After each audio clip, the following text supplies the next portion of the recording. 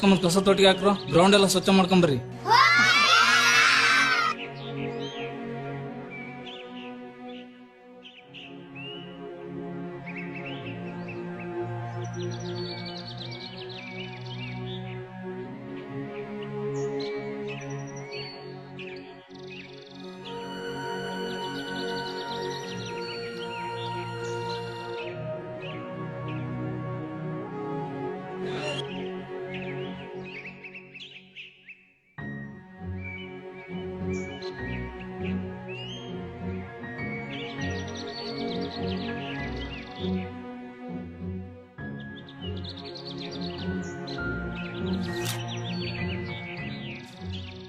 ಏನ್ ಮಗನೇ, ಏನ್ ಮಾಡ್ತಿದೀಯಾ? ಅಪ್ಪ ಮ್ಯಾಪ್ ಜೋಡಿಸ್ತಿದ್ದೀನಿ. ಯಾವ ಮ್ಯಾಪು?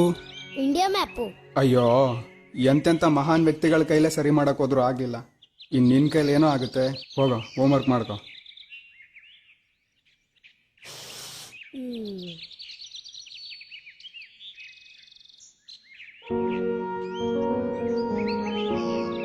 ಮಗನೇ, ಏನಪ್ಪ? ಹೇಗೋ ಇಂಡಿಯನ್ ಸರಿ ಮಾಡಿದೆ ನೀನು? ಅಪ್ಪ, ನಾನು ಇಂಡಿಯಾನ ಸೆಟ್ ಮಾಡಕ್ಕೆ ಹೋಗ್ಲಿಲ್ಲಪ್ಪ. ಮತ್ತೆ ಇದ್ರಿಂದ ಇರೋ ಮನುಷ್ಯನ ಸೆಟ್ ಮಾಡಿದೆ ಅಷ್ಟೇ. ಆಟೋಮೆಟಿಕ್ ಆಗಿ ಇಂಡಿಯಾ ಸೆಟ್ ಆಗ್ಬಿಡ್ತಪ್ಪ.